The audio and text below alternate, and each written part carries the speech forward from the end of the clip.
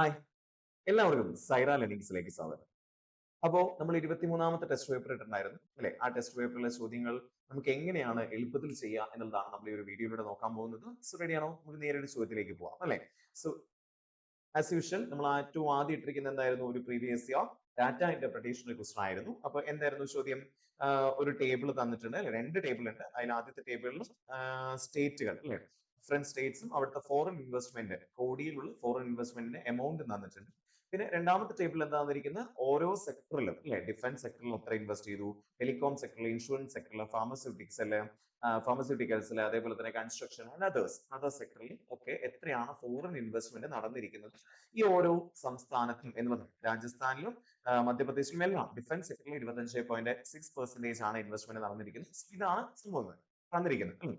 Sector wise percentage distribution of investment for each state എന്നാണ് പറയുന്നത്. ഓരോ സ്റ്റേറ്റിലുള്ള സെക്ടർ വൈസ് പെർസെന്റേജ് ഡിസ്ട്രിബ്യൂഷൻ ആണ് താഴത്തെ ടേബിളിൽ തന്നിരിക്കുന്നത്. ആദ്യത്തെ ടേബിളിൽ state wise details of foreign investment ആണ് തന്നിരിക്കുന്നത് അല്ലെ? അപ്പൊ എന്താണ് ആദ്യത്തെ ചോദ്യം എന്തായിരുന്നു? What is the total foreign investment in crore in other sector in all the 7 states together? എല്ലാ സ്റ്റേറ്റും കൂടെ പരിഗണിക്കുമ്പോൾ നമ്മുടെ ഫോറിൻ ഇൻവെസ്റ്റ്മെന്റ് അതർ സെക്ടറിൽ എത്രയാണ് വന്നിരിക്കുന്നത് എന്നുള്ളതാണ് ചോദ്യം. അപ്പൊ നമ്മൾ എങ്ങനെയത് കാണാം? ഇവിടെ അറിയാം ഓരോ സംസ്ഥാനത്തും ഉള്ളതിന്റെ ഫോറിൻ ഇൻവെസ്റ്റ്മെന്റ് എത്രയാണോ അതിന്റെ 19.5% ആണ് എന്തെന്ന് പറയുന്ന സാധനം ഫോറിൻ ഇൻവെസ്റ്റ്മെന്റ് അതർ സെക്ടർ എന്ന് പറയുന്ന സാധനം. അപ്പൊ നമ്മൾ എന്ത് ചെയ്താൽ മതി? ഇപ്പൊ ഓരോ സംസ്ഥാനത്തെയും 19.5% കാണുന്നതിന് പകരം എല്ലാ സംസ്ഥാനങ്ങളുടെയും കൂടെ കൂട്ടിയിട്ട് അതിന്റെ 19.5% കിട്ടിയാൽ പോരെ? അപ്പൊ നമ്മൾ എന്ത് ചെയ്യണം? ആദ്യത്തെ സംഭവം ഫോറിൻ ഇൻവെസ്റ്റ്മെന്റ് ഈ 7 സ്റ്റേറ്റുകളിലും കൂടി മൊത്തം ഫോറിൻ ഇൻവെസ്റ്റ്മെന്റ് എത്രയാണ് നമ്മൾ നോക്കണം. അതിനെന്ത് ചെയ്യണം? അതിലെ എല്ലാം കൂടെ കൂട്ടി നോക്കണം അല്ലെ? അപ്പൊ നമുക്കൊന്ന് കൂട്ടി നോക്കാം. ഇത് കൂട്ടുമ്പോ എത്ര കിട്ടാം? കൂട്ടുമ്പോൾ എല്ലാവരുടെയും 0 ആണ് ലാസ്റ്റ്. സോ 0, പിന്നെ 8 6 14, 14 6 20, 28, 28 4 32, 32 6 38 രണ്ടും 40ന് 0 അല്ലെ? ബാക്കി 4 ശിഷ്ടം, 4 1 5, 5 5 10, 19, 19, 19 3 22, 22 4 26, 26 6 32 8, എഗെയിൻ 40ന് 0, ബാക്കി വീണ്ടും 4 ശിഷ്ടം അല്ലെ? 4 3 7, 7 3 10, 13, 13 14, 15, 16, 16 3 19. സോ 19,000 crore ആണ്, 19,000 കോടി രൂപയാണ് മൊത്തം സംസ്ഥാനങ്ങളിലെ ആകെ ടോട്ടൽ ഇൻവെസ്റ്റ്മെന്റ് എന്ന് പറയുന്ന സാധനം അല്ലെ? ഈ 7 സംസ്ഥാനങ്ങളിലും കൂടെ ടോട്ടൽ ഫോറിൻ ഇൻവെസ്റ്റ്മെന്റ് എന്ന് പറയുന്നത് 19,000 ആണ്. ആ 19,000 എത്ര പെർസെന്റേജ് ആണ് നമുക്ക് കാണേണ്ടത്? ദാറ്റ് ഈസ് 19.5% ആണ് അതർ സെക്ടറിലെ ഫോറിൻ ഇൻവെസ്റ്റ്മെന്റ്. അപ്പൊ നമ്മൾ 19,000 എത്ര പെർസെന്റേജ് കാണണം? 19.5% കാണണം. എങ്ങനെ കാണും? 19,000 10% എന്ന് പറയുമ്പോൾ 1,900 ആണ് അല്ലെ? 19,000 കോടിയുടെ 1,900 കോടിയാണ്. 20% പറയുമ്പോൾ ഇതിന്റെ ഇരട്ടി ആയിരിക്കില്ലേ? 1,900 ഇരട്ടി 3,800, 20%. പക്ഷെ 19.5% പോരെ? അപ്പൊ നമ്മൾ എങ്ങനെ കണ്ടുപിടിക്കും? ഇതിലെ 1% ഒരു 0.5% കുറച്ചാൽ മതി അല്ലെ? 1% എത്രയായിരിക്കും? 190 ആയിരിക്കും അല്ലെ? 1% പറയുമ്പോൾ 190, അപ്പൊ 0.5% പറയുമ്പോൾ അതിന്റെ പകുതി ആയിരിക്കില്ലേ? 1% പകുതി അല്ലെ 0.5%? ഇപ്പൊ എത്രയാ? 190ന്റെ പകുതി? 190ന്റെ പകുതി 95 ആയിരിക്കും അല്ലെ? 150ന്റെ പകുതി 90, പകുതി 5ഉം അങ്ങനെ 95 ആയിരിക്കും. അപ്പൊ 3,800ന്ന് 95 കുറച്ചാൽ നമുക്ക് ആൻസർ കിട്ടും. സോ 3,705 കോടി ആയിരിക്കും total foreign investment in other sector. Simple അല്ലേ? അപ്പൊ എത്രയായിരിക്കും? 3,705 കോടിയാണ് answer. Clear? Yes. Moving to the second question. രണ്ടാമത്തെ ചോദ്യം എന്തായിരുന്നു? The foreign investment in insurance sector in Rajasthan is approximately dash percentage of the foreign investment in construction sector in Haryana. അല്ലെ? അപ്പൊ നമ്മൾ എന്ത് കണ്ടുപിടിക്കണം? Foreign investments in insurance sector in Rajasthan. രാജസ്ഥാനിൽ നോക്കൂ, രാജസ്ഥാനിലെ കേസ് എന്ന് പറയുന്നത് രാജസ്ഥാനിലെ 3,120ന്റെ അല്ലെ? 3,120ന്റെ ഇൻഷുറൻസ് സെക്ടറിലുള്ള സാധനം ആവശ്യങ്ങൾ അല്ലെ? ഇൻഷുറൻസ് സെക്ടറിൽ എത്ര പെർസെന്റേജ് ആണ്? 18.5% ആണ്. സോ 3,120ന്റെ 18.5%. പകരം നമ്മൾ എന്ത് ചെയ്താൽ മതി? ഒന്നുകിൽ നിങ്ങൾ അതിന്റെ പെർസെന്റേജ് കണ്ടുപിടിക്കാം. 3,200ന്റെ 18.5% കണ്ടുപിടിക്കാൻ എന്ത് ചെയ്യണം? 20% ഒരു 1.5% കുറച്ചാൽ മതി. അങ്ങനെ വേണമെങ്കിൽ ചെയ്യാം. ഓക്കെ, അപ്പോ നമുക്ക് വേണമെങ്കിൽ അങ്ങനെ ഒന്ന് കണ്ടുപിടിച്ചു നോക്കാം അല്ലെ? 3,220ന്റെ 18.5% കാണാന്ന് പറയുമ്പോൾ 20% എത്ര? 3,220 10% 312. അപ്പൊ അതിന്റെ ഇരട്ടിയായിട്ടുള്ള 624 ആയിരിക്കും. എത്ര പെർസെന്റേജ്? 20%. അതിൽ ഒരു 1.5% കുറച്ച് നമുക്ക് 18.5% കിട്ടില്ലേ? എത്രയായിരിക്കും? 1%. 31.2 ആയിരിക്കും 1%. 0.5% വരുമ്പോൾ ഇതിന്റെ പകുതി അല്ലേ? എത്രയായിരിക്കും? 31.2ന്റെ പകുതി? 31.2ന്റെ പകുതി എന്ന് പറയുന്നത് 30ന്റെ പകുതി എന്ന് പറയുന്നത് 15. 1ന്റെ പകുതി എത്രയാണ്? അര. 0.2ന്റെ പകുതി 0.1. അപ്പൊ എത്രയായിരിക്കും വരിക? 30ന്റെ പകുതി 15, അരയും 15 15.6. 15.6 ആയിരിക്കില്ലേ? 1.2ന്റെ പകുതി യെസ് 15.6. സോ ഈ 15.6 624 കുറച്ചാൽ നമുക്ക് എത്ര പെർസെന്റേജ് കിട്ടും? 18.5% കിട്ടും. എത്രയായിരിക്കും വരിക? നമുക്കറിയാം ഇവിടെ സിസ്റ്റം അല്ലെ 3 3 5 അല്ലെ. അപ്പൊ ഇവിടെ നമ്മൾ കണ്ടെടുത്തു. ഇവിടെ 1 13 8 1 പോയപ്പോ 0 608.4 ആയിരിക്കും അവിടുത്തെ ആൻസർ. ഓക്കെ, 608.4 കോടി രൂപയാണ് foreign investment Rajasthan in insurance sector. ഇനി എന്താ നമ്മൾ കണ്ടത്? Foreign investment construction sector in Haryana. ഹരിയാനയിലെ കൺസ്ട്രക്ഷൻ സെക്ടറിൽ എത്രയാ നോക്കൂ. ഹരിയാനയിലെ 3880 കോടിയാണ് ടോട്ടൽ ഫോറിൻ ഇൻവെസ്റ്റ്മെന്റ്. അതിൽ കൺസ്ട്രക്ഷൻ സെക്ടറിൽ എത്രയാണ് വരുന്നത്? 14.4% ആണ് അല്ലെ. അപ്പൊ 3880ന്റെ 14.4% നമുക്ക് കാണും. സോ 3880ന്റെ 14.4% കാണാൻ മീൻസ് എങ്ങനെ ചെയ്യാം? 10% എത്രയായിരിക്കും? ഒന്നുകിൽ 15% എത്ര കുറച്ചാൽ മതി? ഒരു 0.6% കുറച്ചാൽ നമുക്ക് ആൻസർ കിട്ടും. കുറച്ചും കൂടെ എളുപ്പമാണ് അല്ലെ. നമുക്ക് 15% മൈനസ് 0.6% ചെയ്യാം. എത്രയാണ്? 10% എത്രയാ? 388 അല്ലെ. അപ്പൊ 10% 388 ആണെങ്കിൽ അതിന്റെ പകുതി അല്ലെ 5% എന്ന് പറഞ്ഞാൽ 388ന്റെ പകുതി എത്രയായിരിക്കും? 300ന്റെ പകുതി 150, 88ന്റെ പകുതി 44. എത്ര വരിക? 194 എന്ന് വരും. സോ ഇത് രണ്ടും കൂടെ കൂടുമ്പോൾ 15% കിട്ടും. 8 4 12 അല്ലെ. ബാക്കി ഒന്ന് 9 10 8 18. ബാക്കി ഒന്ന് 3 2 5. 582 ആയിരിക്കും 15% എന്ന് പറയുന്ന സ്ഥാനം അല്ലെ. 582. ഇനി നമ്മൾ അതിന് എത്ര കുറയ്ക്കണം? ഒരു 0.6% കുറയ്ക്കണം അല്ലെ. 582 ആണ് 15% മൈനസ് 0.6% എന്ന് പറയുമ്പോൾ എത്രയായിരിക്കും? 0.1% എത്രയായിരിക്കും? ഓക്കെ, എത്രയായിരിക്കും 1%? 3.8 അല്ലെ. 0.1% എത്രയായിരിക്കും? 0.38 ആയിരിക്കും അല്ലെ. അപ്പൊ ആ 0.38നെ അല്ലെ 10% പറയുമ്പോൾ 388. സോറി 0.38 അല്ല, 10% 388, 1% 38.8. അതിന്റെയും ഒരു പോയിന്റ് മാറ്റുമ്പോഴായിരിക്കും 0.1% കിട്ടുക. അപ്പൊ 3.88 ആണ് എത്ര പെർസെന്റേജ്? 0.1%. അപ്പൊ അതിനെ എത്ര കൊണ്ട് ഗുണിച്ചാൽ? 3.88നെ നമ്മൾ എത്ര കൊണ്ട് ഗുണിച്ചാൽ? 6 കൊണ്ട് ഗുണിച്ചാൽ നമുക്ക് കിട്ടുന്നതായിരിക്കും 0.6%. എത്രയായിരിക്കും വരിക? 8 48 അല്ലെ. ബാക്കി 4 8 48 4 52ന് 5 ബാക്കി 5 18 5 23.28 ആണല്ലോ. നമ്മൾ 582ന് 23.28 കുറയ്ക്കണം അല്ലെ. 23.28 കുറയ്ക്കുമ്പോൾ എത്ര വരിക? ഇവിടെ ശിഷ്ടമില്ല അല്ലെ. 0 0 ആകുമ്പോൾ എന്താ വരിക? നമുക്കറിയാം കടമെടുക്കേണ്ടത് എവിടെ നിന്നാണ്? ഇവിടെ നിന്നായിരിക്കും കടമെടുത്ത് പോവാ അല്ലെ. അപ്പൊ ഇവിടെ എത്രയായി? 9 ഇവിടെ 10 8 പോയപ്പോ 2 9 2 പോയപ്പോ 7 പിന്നെ 1 3 പോയില്ല. അപ്പൊ നമ്മൾ ഇവിടെ നിന്ന് കടമെടുത്തു 7 കടമെടുത്തു. സോറി 8 കടമെടുത്തു അല്ലെ. ഇവിടെ 11 11 3 പോയപ്പോ 8 വന്നു. 7 2 പോയപ്പോ 5 558.72 എന്നാണ് കിട്ടി. സോ നമുക്ക് കിട്ടി foreign investment construction sector in Haryana എന്ന് പറയുന്ന 558.72 ആണ്. 558.72ന്റെ എത്ര പെർസെന്റേജ് ആണ് 608.4 എന്നുള്ളതാണ് നമ്മൾ കണ്ടത്. 558.72ന് എത്ര പെർസെന്റേജ് ആണ് 608.4 എന്നുള്ളതാണ് നമ്മൾ കണ്ടത്. ഏകദേശം എത്രയായിരിക്കും? ആലോചിച്ച് നോക്കിയേ. 558.72നേക്കാൾ കൂടുതലായിരിക്കും 608 എന്നൊക്കെ പറയുമ്പോൾ ഏകദേശം ഓൾമോസ്റ്റ് ഒരു 50 അല്ലേ കൂടുതൽ? 50 ഒക്കെ ആയിരിക്കും കൂടുതൽ എന്ന് പറയുന്ന സാധനം. 50 കറക്റ്റ് ആയിട്ട് വരുമോ? ഇല്ല, 50 അല്ലെ. 558 പ്ലസ് 50 എന്ന് പറയുമ്പോൾ എത്ര വരിക? 608 എന്നാണ് വരും. ഏകദേശം ഒരു 50 ആയിരിക്കും കൂടുതൽ. സോ അപ്പൊ അങ്ങനെയാണെങ്കിൽ 101 ആവാൻ സാധ്യതയുണ്ടോ? ഇല്ല അല്ലെ. ഒരു പെർസെന്റേജ് ഒന്നുമില്ല. 558.72ന്റെ 10% ആണ് 55.8. അപ്പൊ 50 എന്ന് പറയുമ്പോൾ ഏകദേശം ഒരു 8% ആ റേഞ്ചിലായിരിക്കും വരിക അല്ലെ. അപ്പൊ ഇവിടുത്തെ ആൻസർ എത്രയാ? 108 ആയിരിക്കും ആൻസർ ആയിട്ട് വരിക. 108 ആയിരിക്കും ഏകദേശം ആൻസർ ആയിട്ട് വരിക.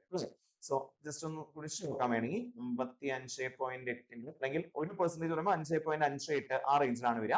സോ അതിനെ 8 കൊണ്ട് ഗുണിച്ച് നോക്കൂ. 50ന് അടുത്ത് വരുന്നുണ്ടോ നോക്കട്ടെ. 64 ബാക്കി 6 അല്ലെ. 8 40 46 ബാക്കി 4 8 40 4 446 അല്ലെ. 44.64 ആ റേഞ്ചിൽ തന്നെയാണ് വരിക അല്ലെ. അപ്പൊ ഏകദേശം 108 ആയിരിക്കും ഇവിടുത്തെ ആൻസർ എന്ന് പറയുന്ന സാധനം. ഓക്കെ, അപ്പൊ ക്ലിയർ ആണല്ലോ. ഓക്കെ, അപ്പൊ എത്രയാണ് വരിക? 108% ആയിരിക്കും അപ്രോക്സിമേറ്റ്ലി വരിക. അടുത്ത ക്വസ്റ്റിലേക്ക് പോട്ടെ. ഇത് വേറെ രീതിയിലും ചെയ്യാം കേട്ടോ. ഇതിനെ തന്നെ വേണമെങ്കിൽ നമുക്ക് എങ്ങനെ ചെയ്യാം? ഇവിടുത്തെ foreign investment insurance sector in Rajasthan എന്ന് പറയുന്നത് എത്രയാണ്? 38 സോറി എത്രയാ? 3880 അല്ലെ. 3880. രാജസ്ഥാന്റെ കേസ് 3120 ആണ് അല്ലെ. 3120 എത്ര പെർസെന്റേജ് ആയിരിക്കും?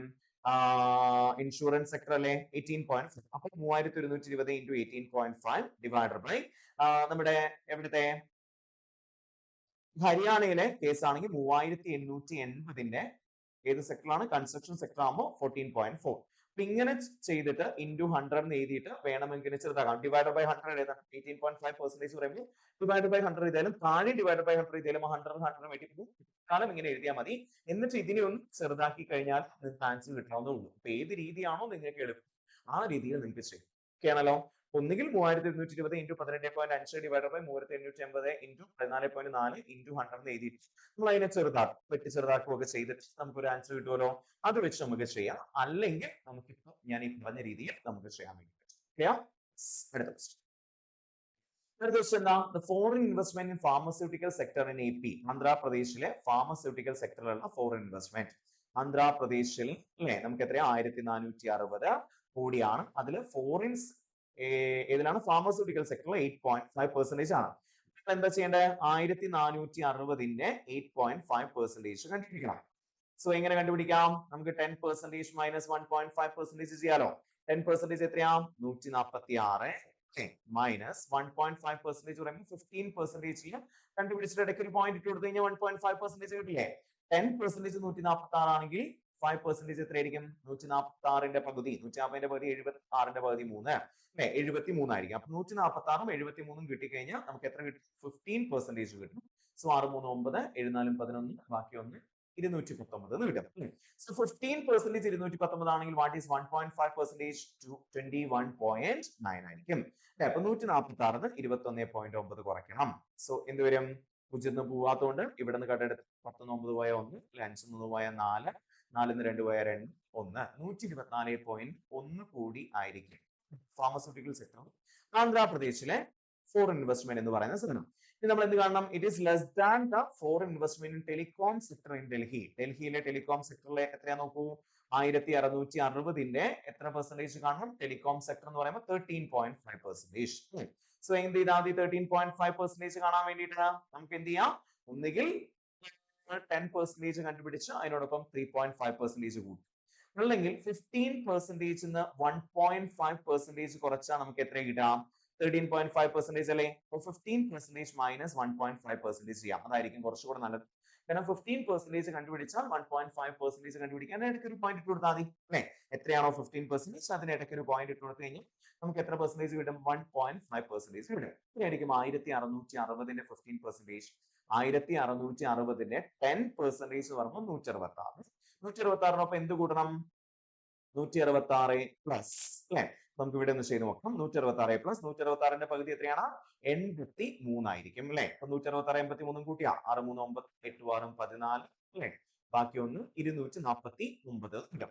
സോ 15% 249 ആണെങ്കിൽ 249 ആണെങ്കിൽ 1.5% 24.9 അല്ലെ? 249 24.9 നമുക്ക് കുറയ്ക്കണം. സോ എത്രയായിരിക്കും വരിക? ഇവിടെ 0 അല്ലെ? സോ 8 1 അല്ലെ? 8 4 പോയ 4 4 2 പോയ 2 224.1 എന്നായിരിക്കും വരിക. സോ 224.1നേക്കാൾ എത്ര കുറവാണ് എന്ത്? 124.1 എന്നുള്ളതാണ് ചോദ്യം. 224.1നേക്കാൾ എത്ര കുറവാണ് 124.1? 100 അല്ലേ? യെസ്. അപ്പൊ 100. ആ 100 എന്ന് പറയുന്നത് എന്തിന്റെ? 224.1ന്റെ എത്ര പെർസെന്റേജ് ആണ് അപ്രോക്സിമേറ്റ്ലി എന്നുള്ളതാണ് ചോദ്യം. 100 എന്ന് പറയുന്ന സാധനം 100.0 എഴുതുക 100 എന്ന് എഴുതിയാൽ മതി. അപ്പൊ 100 ഡിവൈഡ് ബൈ 224.1 ഇൻറ്റു 100 അപ്രോക്സിമേറ്റ്ലി അല്ലേ ചോദിച്ചിരിക്കണം. അപ്പൊ 224 എത്ര പെർസെന്റേജ് ആയിരിക്കും 100 എന്നൊന്ന് ആലോചിച്ച് നോക്കി. 224ന്റെ പകുതി എത്രയാ? 112 ആണ് അല്ലെ? അപ്പൊ 112നേക്കാൾ കുറവാണല്ലോ അല്ലെ? 112നേക്കാൾ കുറവായതുകൊണ്ട് തന്നെ എന്തായില്ല? ഇവിടുത്തെ 49.6 ഒന്നും ആവാൻ വഴിയില്ല അല്ലെ? 112നേക്കാൾ 12 ഒക്കെ അല്ലേ കുറവ്? നോക്കൂ 224.1ന്റെ 10% എത്രയാ? 22.4 അല്ലെ? 22.41. ഈ 112നേക്കാൾ 12 കുറവാണല്ലോ 100 എന്ന് പറയുമ്പോൾ. അപ്പൊ ആ 12 എത്രയായിരിക്കും അപ്രോക്സിമേറ്റ്ലി എന്ന് കണ്ടുപിടിച്ചാൽ മതി. 112 എന്ന് പറയുമ്പോൾ 50%. അതിന് 12 എത്രയാണെന്ന് കണ്ടുപിടിച്ചാൽ അതിന് കുറച്ചാൽ പോരെ? യെസ്. 12 എത്രയായിരിക്കും? 224.1ന്റെ 10% 22.4 അല്ലെ? എത്രയായിരിക്കും? ജസ്റ്റ് മൈനസ് ചെയ്യുമ്പോൾ 5% എത്രയായിരിക്കും? 22.41 ആണ്. എത്ര പെർസെന്റേജ് എങ്കിൽ 10% എങ്കിൽ 5% എത്രയായിരിക്കും 11 പോയിന്റ് സംതിങ് ആയിരിക്കും അല്ലെ. അപ്പൊ ആ ഒരു 11 ആ റേഞ്ച് ഒക്കെ തന്നെ എന്നോട് കുറവ് വരുന്നു. ശരിക്കും പറഞ്ഞാൽ ഇവിടെ 5% മൈനസ് ചെയ്യണം എന്നുള്ളതാണ് അപ്രോക്സിമേറ്റ്ലി. ദാറ്റ് മീൻസ് 15 മൈനസ് 5 എത്രയാണ് വരിക? ഒരു 45% ആ റേഞ്ചിലായിരിക്കും വരിക അല്ലെ. ഇപ്പൊ ഇവിടുത്തെ ആൻസർ എത്രയായിരിക്കും? ഒന്നുകിൽ 45.8 ആയിരിക്കാം, അല്ലെങ്കിൽ 44.6 ആയിരിക്കാം. കാരണം രണ്ടിനുള്ള സാധ്യതകളുണ്ട് അല്ലേ.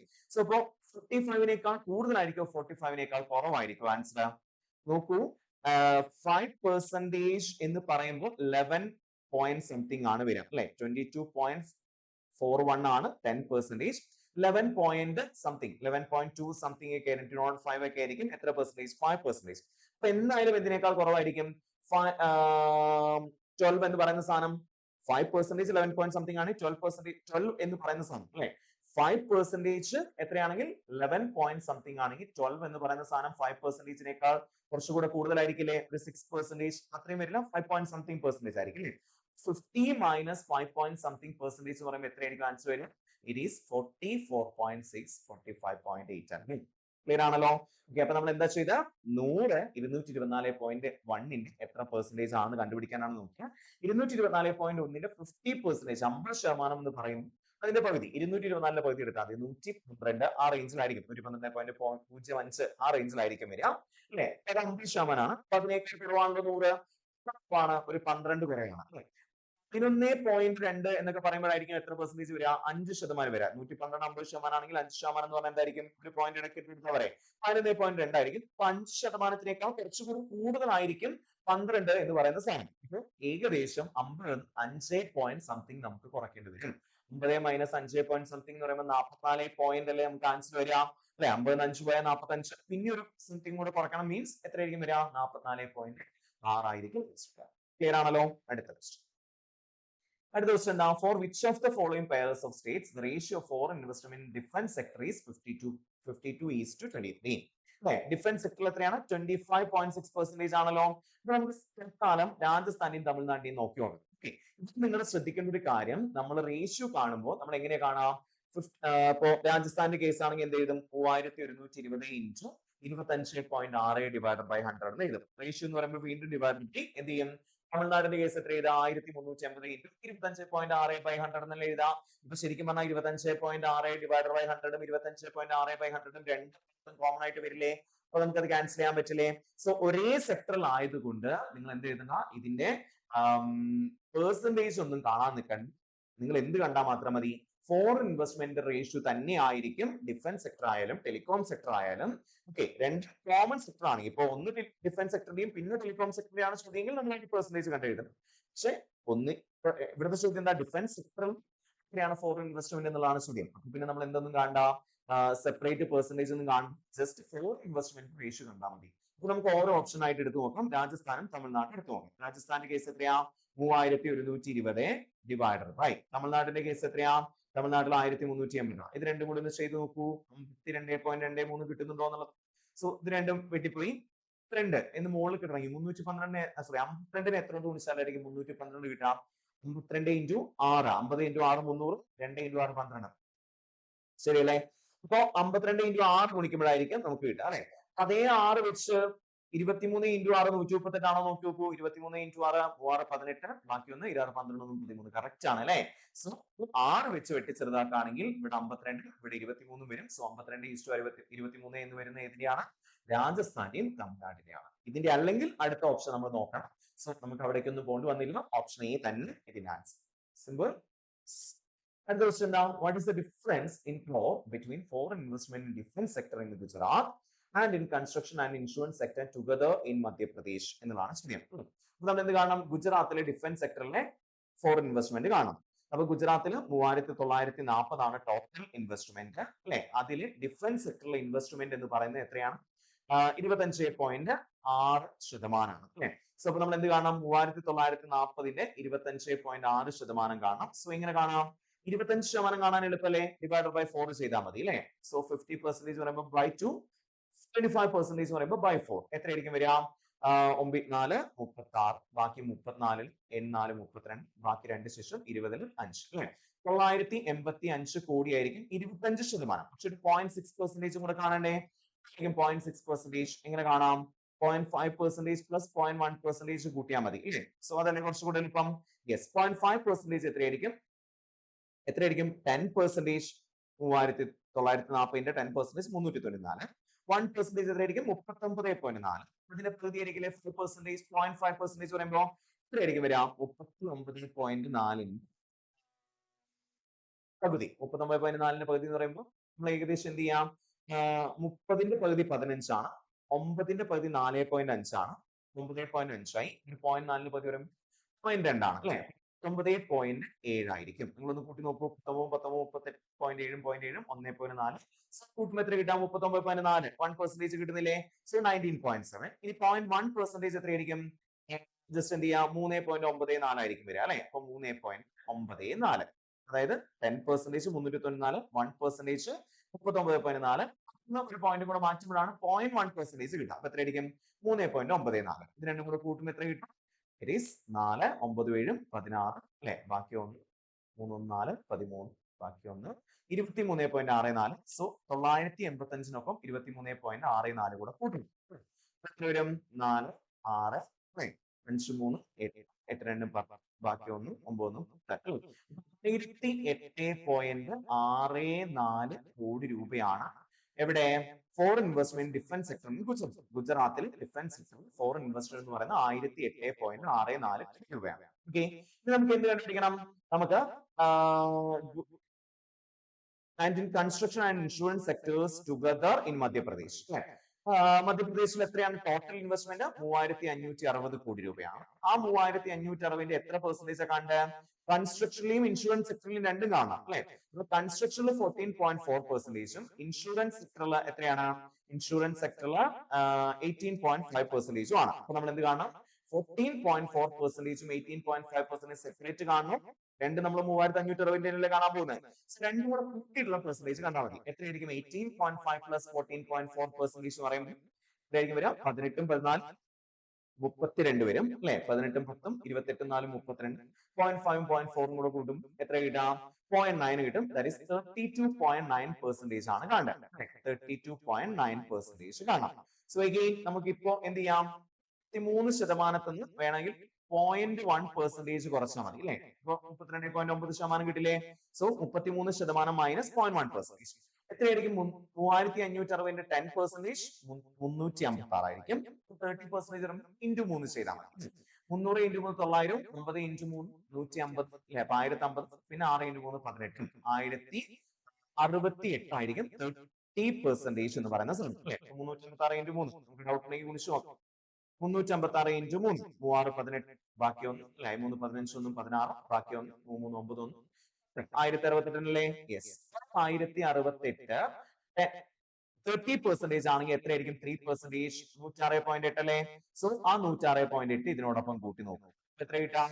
നമുക്ക് 1068 അല്ലെ 106.8 കൂടെ കൂട്ടി നോക്കാം. അപ്പൊ 1068 പ്ലസ് 106.8 എത്ര വരാ? 0.8 അല്ലെ? 2, 6, 14, ബാക്കി 1, 6, 7, 1 1174.8.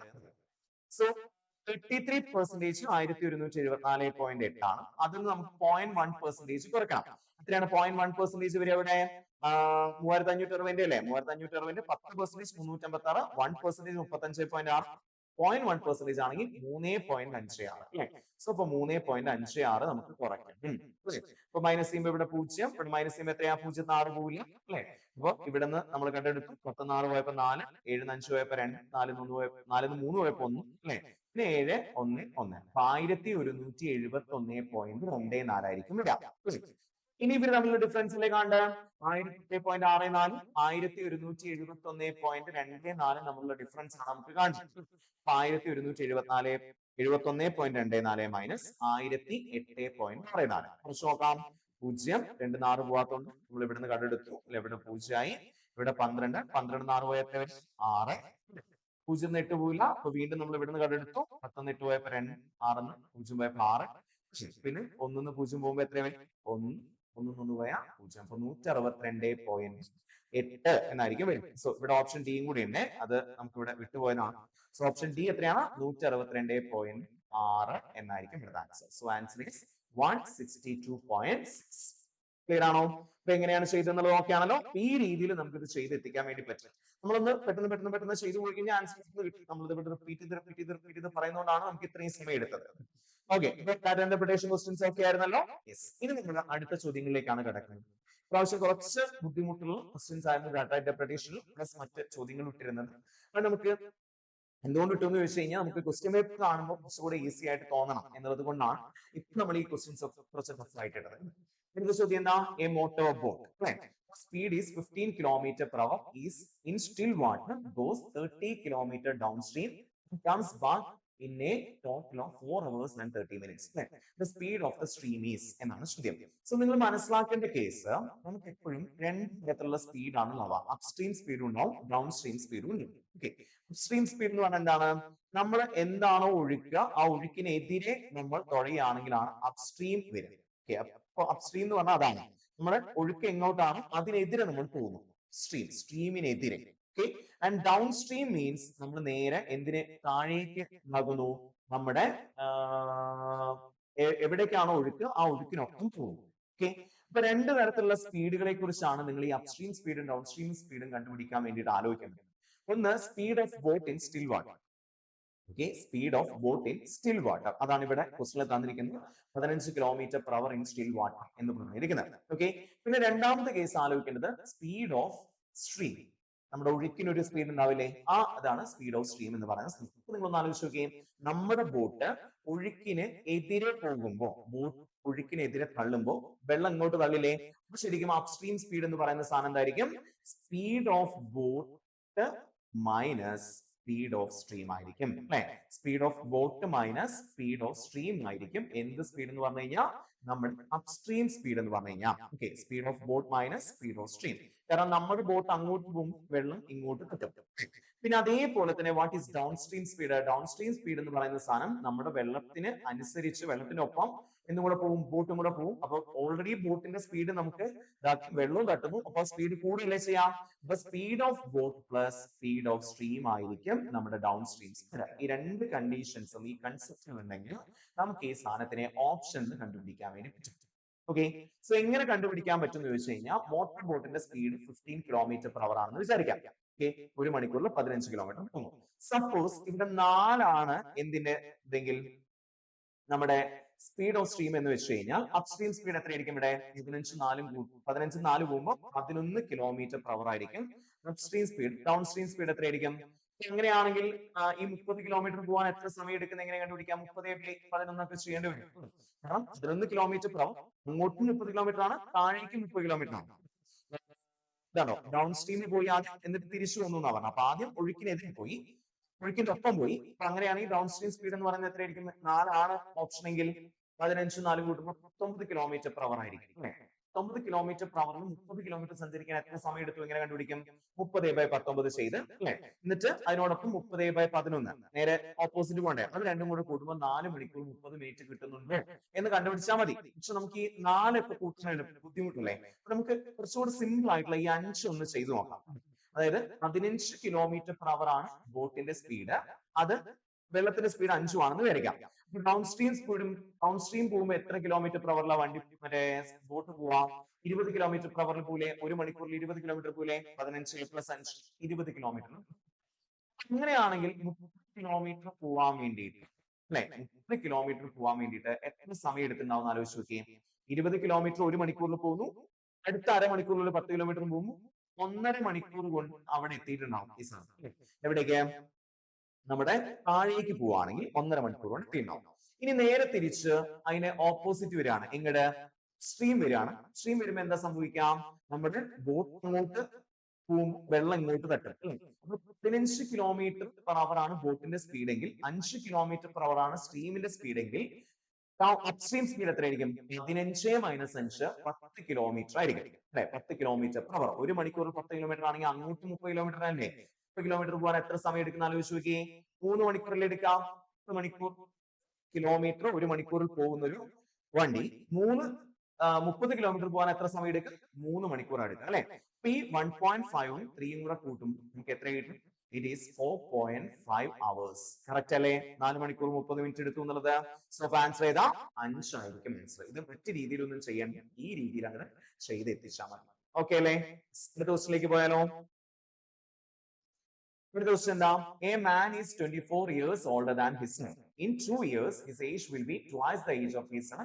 The present age of his son is എന്നാണ് ചോദ്യം വന്നിരിക്കുന്നത് അല്ലെ. സോ അഗെയിൻ ഓപ്ഷൻ ചെയ്യുക എന്നുള്ളതാണ്. സപ്പോസ് ഇപ്പോ ആളുടെ മകന്റെ വയസ്സ് 14 ആണെങ്കിൽ അച്ഛന്റെ വയസ്സ് എത്രയായിരിക്കും? 24 കൂട്ടണം അല്ലെ. 14 24 കൂട്ടി എത്രയാ നോക്കൂ? 30 ആയിരിക്കും. 2 വർഷം കഴിഞ്ഞാൽ മകന്റെ വയസ്സ് 16 ആവും, അച്ഛന്റെ വയസ്സ് 38 പ്ലസ് 2 40 ആവും അല്ലെ. ഇരട്ടിയാണോ? 16ന്റെ ഇരട്ടിയാണോ? His age will be twice എന്നാ പറയുന്നത് അല്ലെ. 2 വർഷങ്ങൾക്ക് ശേഷം ഏജ് ഇരട്ടിയാവുന്ന പറയണ. ഇരട്ടിയല്ലല്ലോ, അപ്പൊ 14 അല്ല. ഇത് 18 ആണെങ്കിൽ മകന് 18 ആണെങ്കിൽ 18 പ്ലസ് 24 അച്ഛൻ എത്രയായിരിക്കും? 42 ആയിരിക്കും വരിക. 2 വയസ്സ് 2 വർഷം കഴിയുമ്പോൾ 44 ആവും, മകന് 20 ആവും. ഇരട്ടിയല്ലല്ലോ, അല്ല അല്ലെ. ഇത് 20 ആണെങ്കിലോ, മകന് 20 വയസ്സാണെങ്കിൽ 24 വയസ്സ് കൂട്ടി 44 വയസ്സായിരിക്കും അച്ഛന്. 2 വർഷം കഴിയുമ്പോൾ 46 മകൻ 22 ആവും. സോ ഇരട്ടിയല്ലല്ലോ, അല്ല. നമ്മുടെ ഓപ്ഷൻ ഡി തന്നെ ആയിരിക്കും ആൻസർ. എന്നാലും നമുക്ക് നോക്കി നോക്കാം. 22 24 കൂട്ടും 46 ഇപ്പൊ അച്ഛന്റെ വയസ്സ്. മകൻ 2 വർഷം കഴിയുമ്പോൾ 24 ആവും, അച്ഛന് 48 ആവും. കറക്റ്റ് അല്ലേ? 24 ഇരട്ടിയല്ലേ 48. So the answer is option കണ്ടുപിടിക്കുന്നതാണ് ഇത്തരം ക്വസ്റ്റ്യൻസ് എളുപ്പം. അടുത്ത ക്വസ്റ്റ്യനിലേക്ക് പോകുമ്പോ a man purchased some oranges at 4 oranges for ₹7 അല്ലെ. 7 രൂപയ്ക്ക് 4 ഓറഞ്ച് വാങ്ങിച്ചു. അങ്ങനെയാണെങ്കിൽ ഒരു ഓറഞ്ചിന്റെ വില എത്രയായിരിക്കും? 7 രൂപയ്ക്ക് 4 ഓറഞ്ച് വാങ്ങിയിട്ടുണ്ടെങ്കിൽ 1 ഓറഞ്ചിന്റെ വില എന്ന് പറയുന്നത്, 1 ഓറഞ്ചിന്റെ കോസ്റ്റ് പ്രൈസ് എന്ന് പറയുന്ന സാധനം എത്രയായിരിക്കും? 7/4 ആയിരിക്കും. 8 രൂപയ്ക്ക് 4 വാങ്ങിക്കുകയാണെങ്കിൽ 1ന് 2 അങ്ങനെ നമ്മൾ കണ്ടുപിടിക്കാം. 8/4 2 എന്നല്ലേ കണ്ടുപിടിക്കാം. 10 രൂപയ്ക്ക് 5 വാങ്ങുകയാണെങ്കിൽ 10/5 ഒന്നിന്റെ വില 2. 10 രൂപയ്ക്ക് 10 വാങ്ങുകയാണെങ്കിൽ 10/10 ഒന്നിന്റെ വില 1. അങ്ങനെയാണ് നമ്മൾ കണ്ടുപിടിക്കാം. സോ അതേപോലെ 7 രൂപയ്ക്ക് 4 വാങ്ങിച്ചു പറയുമ്പോൾ 7/4 ആയിരിക്കും വില. നമ്മൾ അതിന് ചെറുതാക്കാൻ നിൽക്കണ്ട, ഒന്നും ചെയ്യാൻ നിൽക്കണ്ട. 7/4 തന്നെ കിടക്കട്ടെ. And sold them at 7 oranges for ₹13 എന്ന് പറയുമ്പോൾ വിറ്റ വില, ഒരു ഓറഞ്ചിന്റെ സെല്ലിംഗ് പ്രൈസ് എത്രയായിരിക്കും? എത്രയായിരിക്കും വരിക? 13 രൂപയ്ക്ക് 7 വിറ്റു പറയുമ്പോൾ ഒരു ഓറഞ്ചിന്റെ സെല്ലിംഗ് പ്രൈസ് എന്ന് പറയുമ്പോൾ 13/7 ആയിരിക്കും. 13/7. 20 രൂപയ്ക്ക് 5 വിറ്റു പറയുമ്പോൾ 20/5 4 ആണോ ഒന്നിനെ വിറ്റ വില അല്ലെ. അപ്പൊ അതേപോലെ 20/7. സോ അങ്ങനെയാണെങ്കിൽ ഒരു ഓറഞ്ചിന്റെ പ്രോഫിറ്റ് എത്രയായിരിക്കും?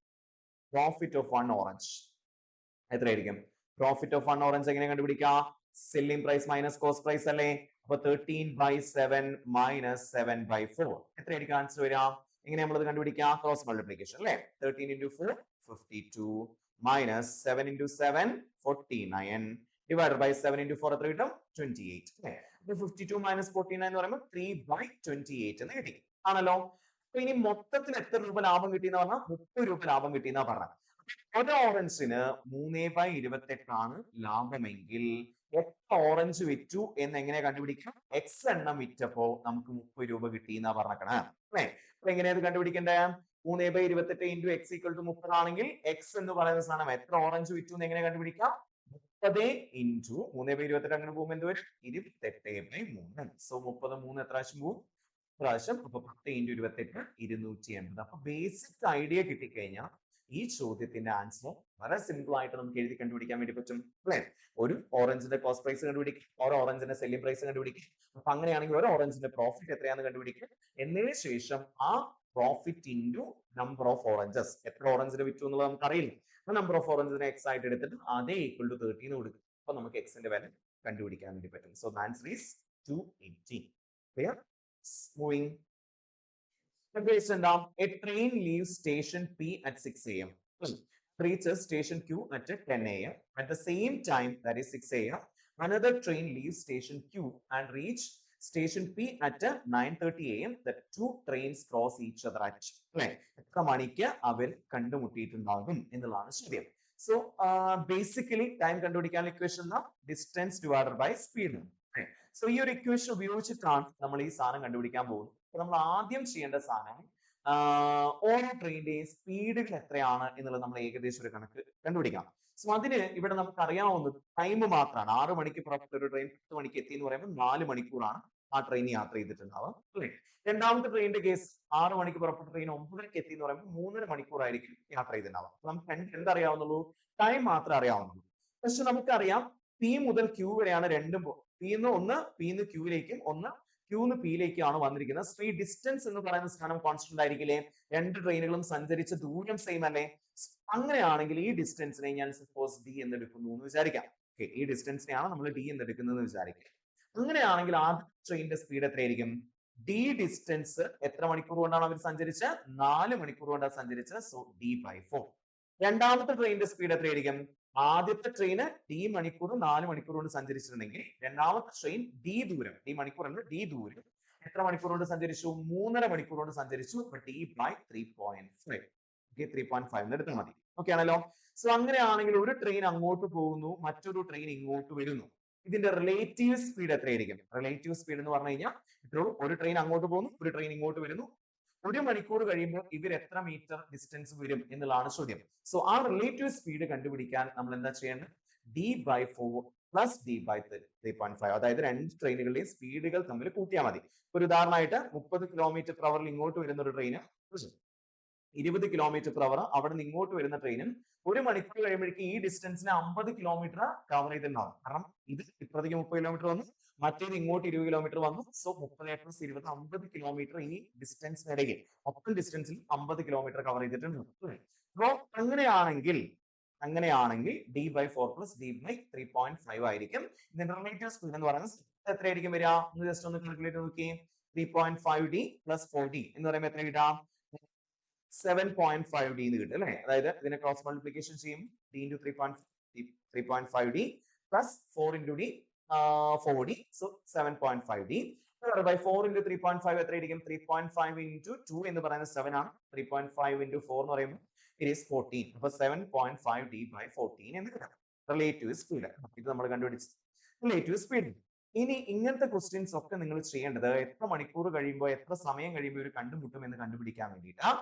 T is equal to d by s അഥവാ distance divided by relative speed ആണ് നിങ്ങൾ ചെയ്യേണ്ടത്. ഇവിടെ ഡിസ്റ്റൻസ് d തന്നെയാണ്, ഡിവൈഡ് ബൈ സ്പീഡ് എത്ര? റിലേറ്റീവ് സ്പീഡ് എത്രയാ?